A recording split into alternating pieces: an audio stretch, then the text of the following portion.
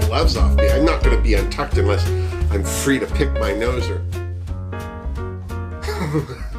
Oh, hi! It's me, Wilma Fingerdew, and I'm completely untucked. I hope you are too. So, let's get to it. Jorge, drink me! This is the same drink. Look, it's dirty from... I don't get a fresh cocktail. I hate you. Seriously, I hope you have a fabulous cocktail. Now, let's get to it. Well, this was a lot of hard work for those queens, and one of the queens who was feeling pretty good about it all was Jada Essence Hall as well. She should be. The judges really liked what she did with Jazz. Somebody who was a little nervous, though, was Heidi. And as nervous as she was for herself, she was very, very proud of what Nicole, aka Honey, had done on the runway. Here's to both of them. I thought they did a good job. You could see some of the other girls were a little worried for Heidi too, but Heidi reminded them all that she had 4 goals to achieve while she was on RuPaul's Drag Race, and that if she had achieved 2 of them, she would have felt that her time there wasn't wasted. What were those 4 goals? Well, the first one was to not get kicked off first. Well, tick, she did that. The other was to make it to Snatch Game, which she did do. The third one was to win a challenge, which she had just done. And then the fourth one was to win the whole shebang. Well, 3 out of 4, that's way better than Heidi had expected to do on her own. So I am just going to say, good for you, Heidi. Well done, keeping your eye on the prize. I also like that Heidi took a moment to toot her own horn by pointing out that she was the most successful queen from North Carolina. Stacey Lane Matthews, Pork Chop. She got them beat, just saying. Our Miss Cox was super thrilled to be in the top 6 as well, but you could see that her being there and not having a challenge win was starting to weigh on her just a titchy touch, seriously. So it was very clear that the queens were in agreement that Heidi and our Miss Cox were going to be lip-syncing for their lives, which left them to debate who would win. Gigi thought that Crystal was going to win this week because her look was absolutely over the top and completely original and met the challenge. They both looked alike, which was a huge ego boost for Crystal, I'm just saying. Sherry Pie asked the room what they thought about having superfans in for the makeover. And I have to say, Jada Essence Hall was lovely and very diplomatic because she pointed out that if it weren't for RuPaul's Drag Race, these people wouldn't be watching it, and therefore putting it on the air for as long as it's been. I mean, seriously, 12 seasons, who would have thought? I certainly, the first year I watched it, it was so bad I thought, well, we'll never see this again. 12 years later, sweet beats, I am just saying. And I thought it was really, really fabulous of Jada Essence Hall to point out that if it weren't for those fans watching, the show wouldn't be on the air as long, and they wouldn't have this supportive fan base that supports them not only socially, but financially as well. So here's to Jada Essence Hall. Keeping it real, I'm just saying. Speaking of, the Drag Race superfans descended on the room, and everyone gushed over Bethany's transformation. They were very, very impressed. I'm so serious. And everyone agreed that they could no longer tell Crystal and Opal apart. Seriously. Neither could I.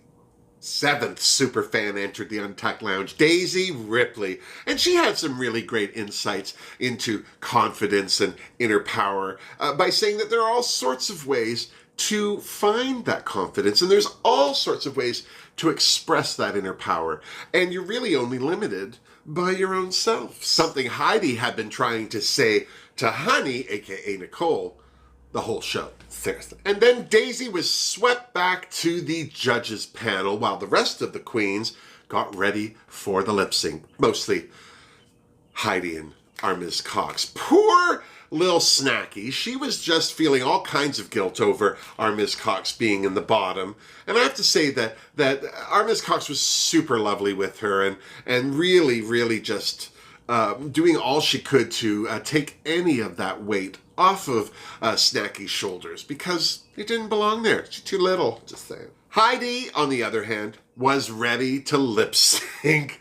She wasn't afraid of it. She'd done it before. She was ready to do it again. And I have to say, that is part of the winning attitude right there, is just not letting it get you down. Seriously.